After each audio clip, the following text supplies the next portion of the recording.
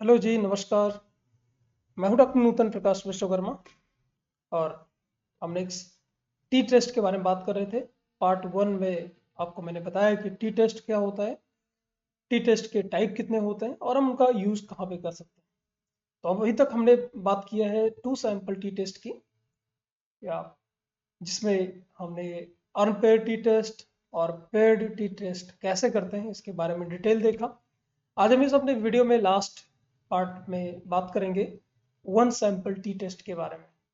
तो one sample t test में हम क्या देखेंगे कि कोई भी एक स्टैब्लिश्ड वैल्यू है और जो पॉपुलेशन से कुछ आप सैंपल लेते हो, वो आप में कंपैरिजन करना चाहते हो कि दोनों की जो स्टैब्लिश्ड वैल्यू है और आपकी जो वैल्यूज हैं, क्या उनमें कोई सिग्निफिकेंट डिफरेंस है या नहीं है। तो एक आध एग्जांपल लेंगे, उससे हम आपको ज़्यादा क्लियर कर पाएंगे, ज़्यादा आपको समझ में आएगा। तो जैसा मैं रिपीट करता हूँ वापस से, कोई भी टेस्ट करेंगे आप, चाहे वो टी टेस्ट हो, काई स्क्वायर टेस्ट हो या एनोवा हो या कोई भी इन्फ्रेंशियल स्टैट का टेस्ट हो, ये जो स्टेप्स हैं वो कुछ कॉमन है जिनको आपको लिखना ही चाहिए। अदरवाइज आपको मार्क्स जो है एग्जाम में वो कम मिलेंगे। तो पहला स्टेप, जब भी हम कोई भी टेस्ट करेंगे तो पहला करेंगे जिसमें हम लिखेंगे नल हाइपोथेसिस को। फिर दूसरा होगा हमारा अल्टरनेटिव हाइपोथेसिस। उसके बाद हम लिखेंगे कि किस लेवल ऑफ सिग्निफिकेंस पे आप उसे सॉल्व करना चाहते हैं। 5% लेवल ऑफ सिग्निफिकेंस आप बोलें या 0.05 बोलें, या आप ऐसा बोलें कि 95% लेवल ऑफ कॉन्फिडेंस, तीनों एक ही चीज़ है। या आप ऐसा बोलें कि वो 99% कॉन्फिडेंस लेवल या 1% लेवल ऑफ सिग्निफिकेंस या 0.01 लेवल ऑफ सिग्निफिकेंस। अगर एग्जाम में आपको कुछ भी नहीं दिया हुआ है तो बाय डिफॉल्ट आप चूज करेंगे 5% level of significance. Fourth step में आपको कैलकुलेट करना होगा डिग्री ऑफ फ्रीडम। आप याद करेंगे तो आपको पता चलेगा कि जब भी हमने अनपेयर्ड टी टेस्ट की प्रॉब्लम सॉल्व किया था, वहां पर हमने फॉर्मूला बड़ा सिंपल सा लगाया था n1 प्लस n2 - 2। और जब भी हमने पेयर्ड टी टेस्ट किया था तो हमने बड़ा सिंपल फार्मूला लगाया था n-1। और जब हम वन सैंपल टी टेस्ट करेंगे तो भी हमारा फार्मूला लगेगा n-1 का। Selection of test statistics and computation.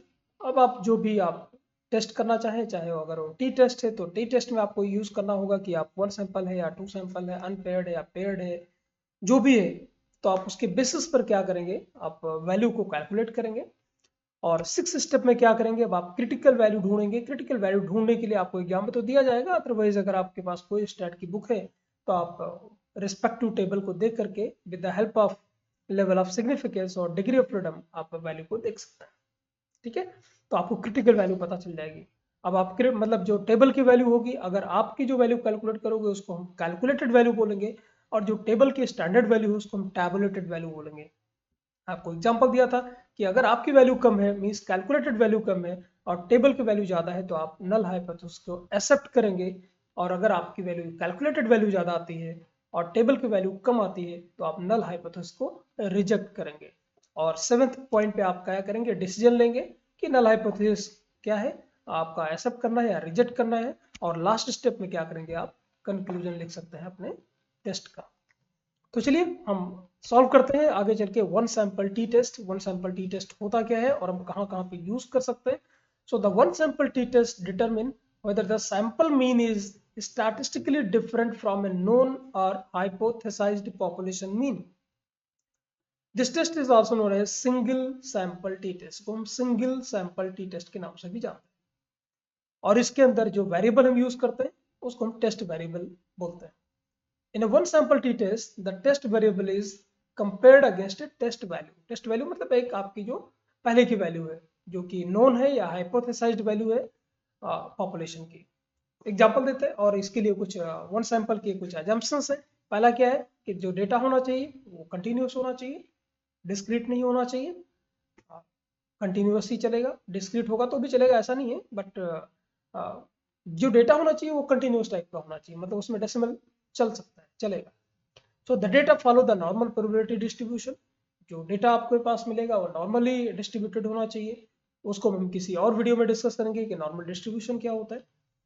Three third step है, द थर्ड जो एजम्पशन है, the test is a simple random sample from its population and each individual in the population has equal probability of being selected in the sample. Obviously जब आप sampling करते हो तो probability based sampling होनी चाहिए। अगर आपको पता नहीं है कि प्रोबेबिलिटी बेस्ड सैम्पलिंग क्या है तो आप सैम्पलिंग वाले वीडियोस हमारे प्लेलिस्ट में जाकर देख सकते हैं, वहाँ पर आपको पता चलेगा कि दो तरीके की सैम्पलिंग होती है, probability based sampling and non probability based sampling.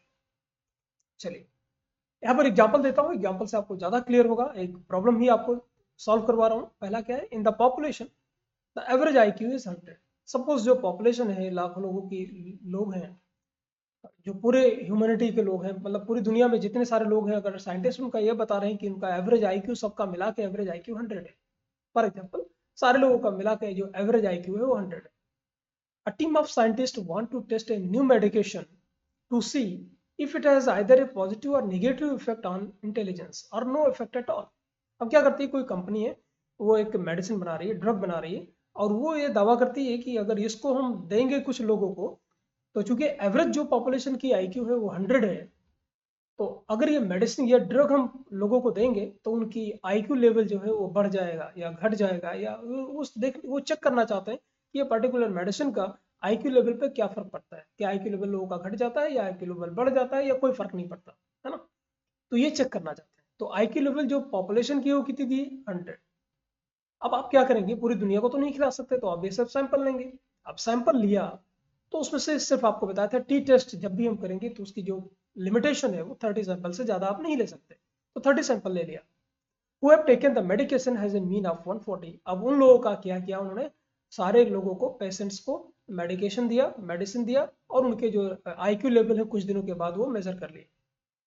अब IQ अगर मेजरमेंट की कोई टेक्निक होती तो यहाँ पर डायरेक्टली देखिए क्वेश्चन में आंसर दिया हुआ है वैल्यू कि उनका जो मीन आया, जो सैंपल का मीन आया वो 140 आया। अगर आपको वैल्यूज दी होती हैं कि पहले का इतना है IQ, दूसरे का इतना है, तो आप आसानी से, चूंकि आप डिस्क्रिप्टिव स्टैट पढ़ चुके हो, तो आसानी से आप मीन निकाल सकते हो। यहाँ पर इस केस में आपको जो सैंपल लिया गया उसका मीन दे दिया गया है, और जो आपको वैल्यूज दी जाएंगी, अगर वैल्यूज दी गई हैं तो आप उनका स्टैंडर्ड डिविएशन भी निकाल सकते हो।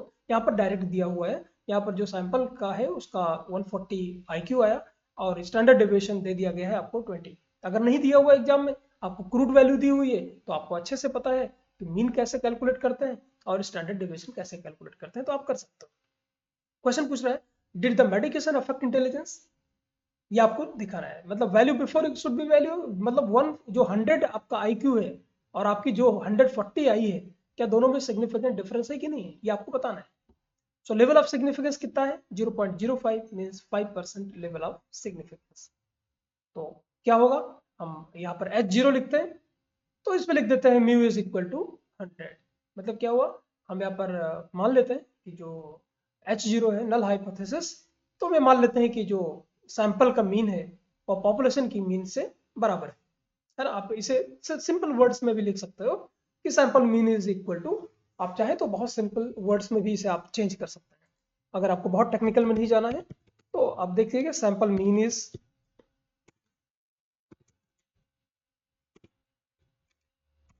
Mean is equal to population mean, आप ऐसा भी लिख सकते हैं। और यहां पर लिखेंगे, ऑब्वियस है, जब आप अल्टरनेटिव हाइपोथेसिस लिखेंगे तो क्या लिखेंगे, sample mean is not equal to, या देयर इज, या आप ऐसा भी लिख सकते हैं कि there is no significant difference between the sample mean and population mean, आप ये भी लिख सकते हो। और अल्टरनेटिव में लिख देंगे, yes there is significant difference between the sample mean and population mean. तो पॉपुलेशन मीन कौन सी होगी, 100 होगी, जो कि ऑलरेडी आपको हाइपोथेसाइज्ड वैल्यू दी हुई है, और जिन पेशेंट्स पे आपने किया है, जो जिन लोगों पे आपने किया है, वो आपकी होगी sample mean. Level of significance आपको बता दिया गया है 5%। डिग्री ऑफ फ्रीडम बहुत सिंपल है, n-1 मीन्स 30-1 इक्वल टू 29। तो 4 स्टेप आपने कर लिए। अब आपको फार्मूला लगाने पड़ेंगे, फार्मूला देख लीजिए, मैं आपको डायरेक्टली यहीं पे बता रहा हूँ। तो जो फार्मूला होता है to calculate one sample t test, तो फार्मूला आप देखिए t equal to x bar minus mu.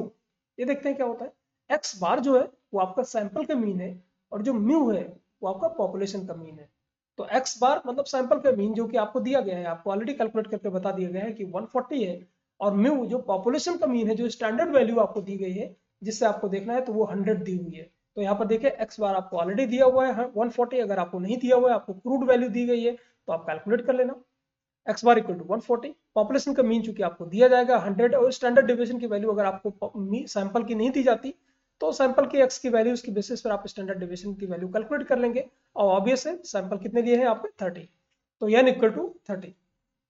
तो ये आपका हो गया। अब आप इन वैल्यूज को आप रख दीजिए एक्स बार माइनस म्यू, तो एक्स बार की वैल्यू आपकी 140 है, म्यू की वैल्यू आपकी 100 है, स्टैंडर्ड डेविएशन आपको वैल्यू दिया हुआ है 20, एन की वैल्यू आपको 30। आप इनको सॉल्व करेंगे आपको पता चलेगा 10.96। तो चलिए हम देख लेते हैं टेबल की वैल्यू, चूंकि आपको दी गई है लेकिन फिर भी अगर आप देखना चाहें कि टेबल की वैल्यू कैसे देखते हैं, तो 29 डिग्री ऑफ फ्रीडम और 5% लेवल ऑफ सिग्निफिकेंस पर देखते हैं वैल्यू कितनी है। तो आप इससे पहले टेबल मेरे ख्याल से मैंने आपको दिखाई हुई है एक बार, ये देखिए टेबल देख लीजिए आप। तो 29 है यहाँ पर डिग्री ऑफ फ्रीडम और 5% लेवल ऑफ सिग्निफिकेंस जब आप देखेंगे तो आप यहाँ पे देख सकते हो ये वैल्यू आपको दे रही है 2.045। तो ये आपकी टेबल की वैल्यू है। तो जो टेबल की वैल्यू आपको दे रहे हैं और आपको टेबल की वैल्यू आपने देखा यहाँ से कि आपका 2.045 है और आपने जो कैलकुलेट किया वो वैल्यू है 10.96। तो डिसीजन अब आप ले सकते हो सिंस टी कैलकुलेटेड आपकी आई है 10.96 which is greater than the value of t at the level of significance 5% for 29 degree of freedom is 2.045। तो चूंकि आपकी ज्यादा है इसकी कम है तो वैल्यू को हम कर देंगे reject, hence null hypothesis is rejected. मतलब क्या हुआ, रिजेक्ट कर दिया, मतलब जो मेडिकेशन था वो सिग्निफिकेंटली अफेक्ट इंटेलिजेंस, मतलब जो मेडिकेशन आपने दिया वो इंटेलिजेंस को अफेक्ट करता है। इसका मतलब क्या हुआ कि जो सैंपल का मीन था और पॉपुलेशन का मीन था वो दोनों में सिग्निफिकेंट डिफरेंस है। तो इस तरह से अब आपने क्या कर दिया, कंक्लूजन निकाल दिया। इसी तरह से दो क्वेश्चन आपको दे रहा हूं मैं। According to American Health Association the average blood pressure of a pregnant women is 120 mmHg। ये अमेरिकन हेल्थ एसोसिएशन ने बोला कि जो प्रेग्नेंट वुमेन्स होती हैं उनका जो मीन ब्लड प्रेशर होता है वो 120 mmHg होता है।